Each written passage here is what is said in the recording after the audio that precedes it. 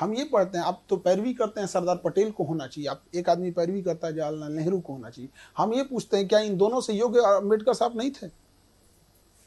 आप इन्हीं से पूछिए कि आप दोनों से योग्य थे कि नहीं थे। अंबेडकर साहब वो व्यक्ति थे जिनके हाथ में था एक अलग देश बनाना। 1932 रैमजे मैकडोनाल्ड प्रधानमंत्री, लंदन में बैठ के गोल में सम्मेलन चल रहा था, गांधी जी और वहां खड़े थे, वापस आए, इन्होंने कहा कि मुझे दलितों के लिए अलग देश नहीं चाहिए, बल्कि मुझे उनके लिए आरक्षण चाहिए ताकि मैं उनका उत्थान कर सकूं। क्या जिन्ना से कम पावरफुल थे अंबेडकर साहब? नहीं, उनकी देशभक्ति पे सवाल उठा देते हैं सब। अगर वो चाहते तो वो जैसे जिन्ना ने बनाया था बना सकते थे। सबसे योग्य कोई व्यक्ति था उस समय तो अंबेडकर साहब, जिसकी कोई चर्चा नहीं, उन्हीं को प्रधानमंत्री बनना बिल्कुल होना चाहिए। तो सब लोग एक्सेप्ट कर लेते, इवन जिन्ना भी एक्सेप्ट कर लेता, इधर इंडिया भी एक्सेप्ट कर लेता, लेकिन अपना पर्सनल ईगो में वो एक इंसान छोटी जाति से आता, वहां भी दिखा दिया लोगों ने। तो गांधी जी जिम्मेदार हैं? बिल्कुल, सारे लोग एकदम गांधी हो जाए, अम्बेडकर जिन्ना जाए, जितने लोग अंबेडकर साहब रहते तो एक्सेप्टेंस देखिए, कुछ ऐसे लोग होते हैं जिनका एक्सेप्टेंस सब करता है, अंबेडकर साहब का एक्सेप्टेंस जिन्ना को भी करना पड़ता। अगर वो बन जाते प्रधानमंत्री अंबेडकर जी, तो आज देश अलग होता, अलग स्थिति में बिल्कुल रहता।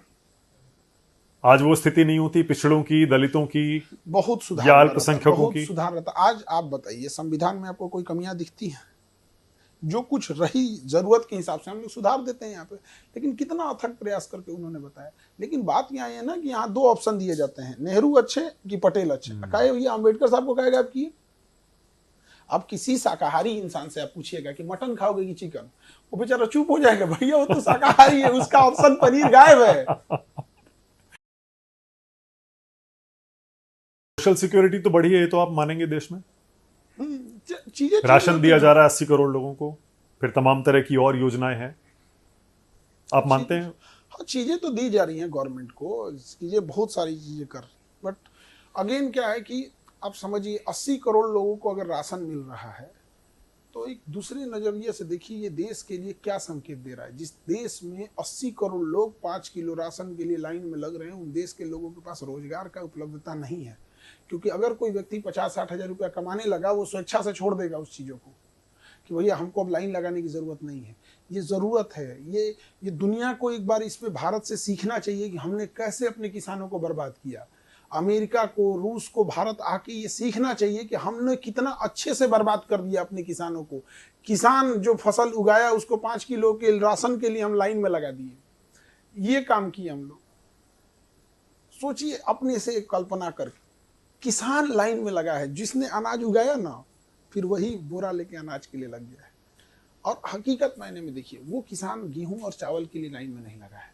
वो किसान की महंगाई कहाँ है? तेल महंगा हो गया है, दाल महंगा हो गया है। मदद किस चीज में की जाती है? जो महंगाई है। गेहूं और चावल वो खरीद सकता है, वो क्या नहीं खरीद पा रहा है? वो तेल और दाल नहीं खरीद पा रहा है। तो मदद उसकी जगह अगर इसकी की जाती, हम कहते हैं मदद न करके इसको सस्ता कर देते तो हो जाता वहां पर। आज हम ये नहीं करें कि किसी को राशन कार्ड पे फल, ड्राई फ्रूट, काजू किशमिश बांट दीजिए। हकीकत मायने में दाल और तेल डेली यूज का चीज है। आप बताइए उसकी कहाँ रेट चला गया है? बहुत दिक्कत है। आप किसी गरीब के घर चिवड़ा कहिएगा, चिवड़ा भून के लाओ, और किसी अमीर से कहिएगा, दिख जाएगा कि किसमें कहां से आया, व्हाइट दिखेगा एकदम, उसके यहाँ तेल ही नहीं है।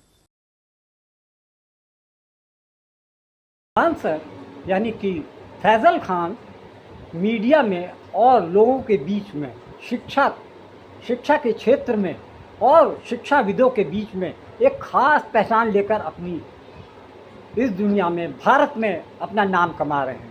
उनके बारे में ये कहा जाता है कि वो जनरल स्टडीज़ ISPCS के टेस्ट के लिए, IPS के लिए वो तैयारी करवाते हैं। और उनका एक ही मूल मंत्र है कि वो किसी भी छात्र की पढ़ाई के लिए उसकी गरीबी यानी उसके घर के आर्थिक हालात कभी आड़े हाथ नहीं आएंगे, ये उन्होंने प्रण ले रखा है। उनका कहना है कि जिस कोचिंग के लिए लोग 1.5-2 लाख रुपए लेते हैं, उन्होंने अपने कोचिंग में 7 से 8 हज़ार रुपये फीस कर दी, जिससे कि उनकी लोकप्रियता न केवल देश में बल्कि विदेश में भी है कि खान सर भारत में एक ऐसे टीचर है जो कि आर्थिक रूप से परेशान व्यक्तियों, लोगों के बच्चों को शिक्षित करने में अपना सहयोग कर रहे हैं, उनके भविष्य को सुधारने में, उनको सरकारी नौकरी दिलाने में उनकी काबिलियत के हिसाब से खान सर पूरी तरीके से तत्पर हैं। और ये उन्होंने प्रतिज्ञा ले रखी है कि वो किसी भी ऐसे बच्चे को जो कि मेधावी है लेकिन उसके आर्थिक हालात ऐसे नहीं हैं कि वो उच्च शिक्षा में या यूपीएससी के टेस्ट में बैठने में अपने आप को असमर्थ महसूस। क्या आप मानते हैं कि सरकार के ज्यादातर 90-95% जो मुकदमे होते हैं भ्रष्टाचार के वो विपक्षी दलों पर ही होते हैं, उनके नेताओं पर होते हैं?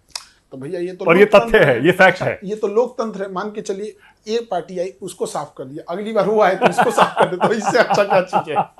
ये तो अच्छी बात है। यहाँ पर बात ये है कि पक्ष पे हो रहा है या विपक्ष पे हो रहा है, ये होना चाहिए कि कार्रवाई हो रही है कि नहीं। और हमको एक चीज आज तक नहीं बुझाया कि हम देखते हैं कि कहीं छापा पड़ा तो नोट गिनने की मशीन आ रही है, 200 करोड़ पकड़ा गया, 100 करोड़ पकड़ा गया।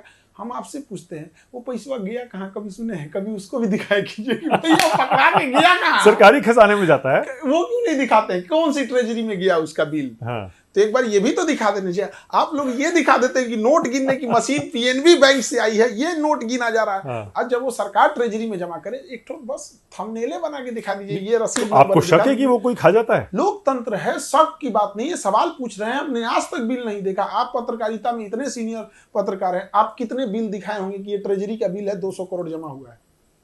भाई हमारी जानकारी यही है कि वो जमा रहता है, उसके बाद मुकदमा चलता है। अगर आप उसे साबित कर देते हैं कि वो आपका सही तरीके से कमाया है तो आपको मिल जाता है, वरना सरकारी खजाने में चला जाता है। आपने कितना जमा किया? आप तो यहाँ मीडिया में दिखा देते हैं 200 करोड़ जमा हुआ। ट्रेजरी में उस 200 करोड़ में 2 करोड़ जमा हुआ या 100 करोड़ जमा हुआ कि मिल बांट के खत्म कर दिया सब? इसका बिल तो एक दिखा देते।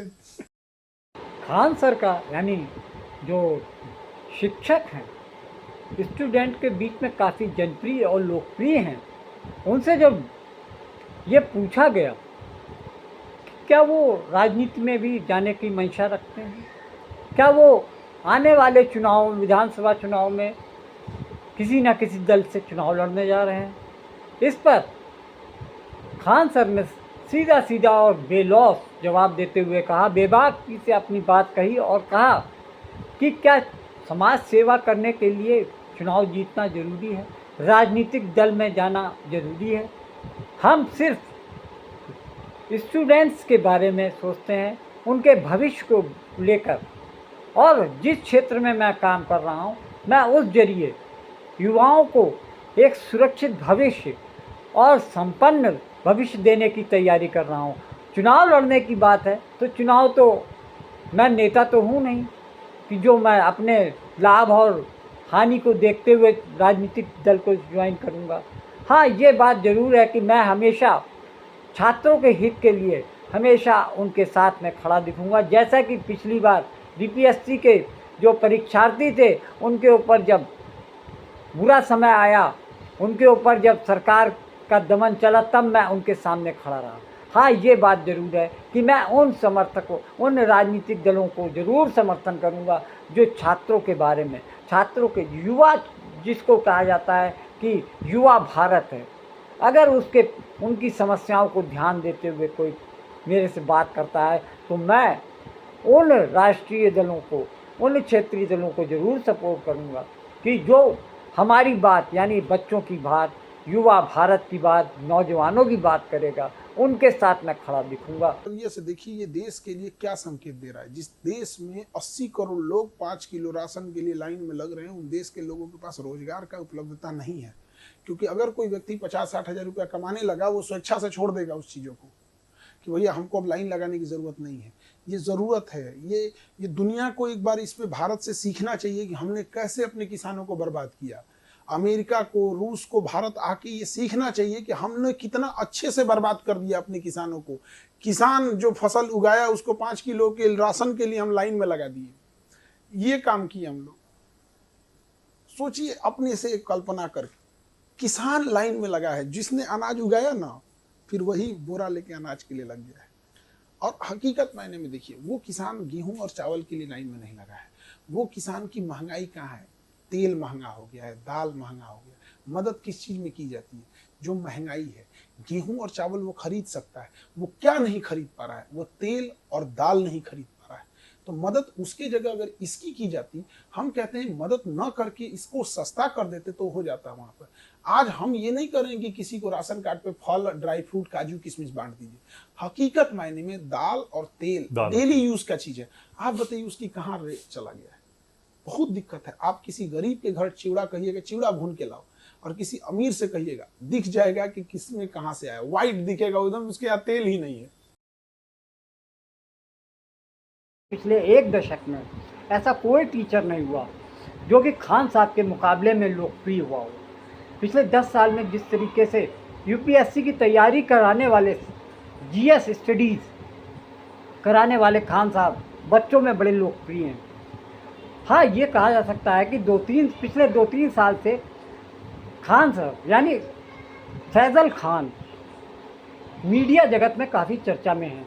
2-3 साल से वो अक्सर देश के सभी बड़े मुख्य चैनलों में अपना इंटरव्यू दे चुके हैं। उसका कारण ये है कि कोई भी न्यूज़ चैनल उनकी फ़ैन फॉलोइंग का फ़ायदा अपनी टीआरपी के लिए कर सकता है। मतलब आप क्या ये भी इशारा कर रहे हैं कि जो प्रधानमंत्री ने कहा था कि 2022 तक मैं किसानों की आय डबल कर नहीं दूंगा, हो पाया ना, नहीं हुआ ना? नहीं हो पाया। बट प्रॉब्लम क्या है ना कि हम लोकतंत्र में नहीं है, हम भीड़ तंत्र में हैं। अगर हम आज प्रधानमंत्री से ये सवाल कर देते हैं कि आपने बड़ा उम्मीद से बोला था कि हमारे यहाँ 100 स्मार्ट सिटी होंगी, मेरा मुजफ्फरपुर, पटना, भागलपुर स्मार्ट सिटी होने वाला, नहीं हो पाया। गंगा साफ नहीं हो पाई, महंगाई कंट्रोल नहीं हो पाया, किसानों की इनकम डबल नहीं हो पाई, तो लोग ये नहीं पूछते कि आप जो पूछ रहे हैं वो गलत है।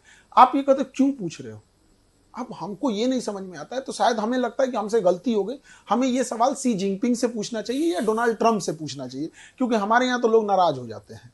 सोशल मीडिया कैसा चल रहा है खान सर? सोशल मीडिया तो सब आदमी सोशल है। सोशल मीडिया ने आपको स्टार बनाया ना, आपको इतना ताकतवर, पावरफुल बनाया, इन्फ्लुएंसर बनाया ना। हाँ, आप मानते हैं कि सोशल मीडिया एक अच्छी चीज है, वरदान है, या इसका फिर पॉजिटिव यूज हो तो बहुत अच्छी चीजें हैं, बस सबसे इसका निगेटिव यूज नहीं होना चाहिए। पॉजिटिव यूज में देखिए, आजकल कोई क्राइम अब खुलेआम नंगई नहीं कर सकते हैं। पहले तमंचा लेके लहराते थे, अब लहराइए, वीडियो बना लेगा, मजबूरी में गिरफ्तार करनी पड़ेगी। पहले रिश्वत खुलेआम ले लेते थे, क्या कर लोगे? अभी क्या है, सबके हाथ में कैमरा है। तो सोशल मीडिया ने बहुत लोगों को उम्मीदें दिया है, चेंजिंग लाया है, बट इसी सोशल मीडिया में कई महिलाओं को ब्लैकमेल किया जा रहा है। एआई के मदद से इसका फोटो उसके जगह पे लगा के किया जा रहा है। हमारे प्रधानमंत्री स्वयं अपना ना बचा पाए, जॉर्जिया मेलोनी के साथ अब एआई लगा दिया, तो हम लोग क्या कर पाएंगे कि जब सोने को जंग लग जाए तो लोहे से क्या उम्मीद करेगा आदमी? तो स्वयं ये रोकना चाहिए। लेकिन यहाँ पर सरकार से एक गलती हो रही है कि आजकल एप्लीकेशन आ गए हैं अश्लीलता वाले, कि ये एप्लीकेशन डाउनलोड कीजिए, ये कपड़े हटा देगा, ये हटा देगा, और बाकायदा इसका प्रचार हो रहा है, और वो गूगल प्ले स्टोर पे है, और सरकार के नाक के नीचे हो रहा है, नहीं दिख रहा है इन लोग को। कम से कम इन चीजों को तो बैन लगाइए। एक ढक्कन कुछ लोग कहते हैं बहुत आबादी है इस देश में, जनसंख्या नियंत्रण होना चाहिए, मार आप के मानते थोड़े हैं? खत्म कर देंगे। फ्यूचर की आबादी प्रॉब्लम उतनी नहीं है हमारे लिए। हमारा जनसंख्या ग्रोथ रेट 2.6 2.7 ठीक जा रहा है।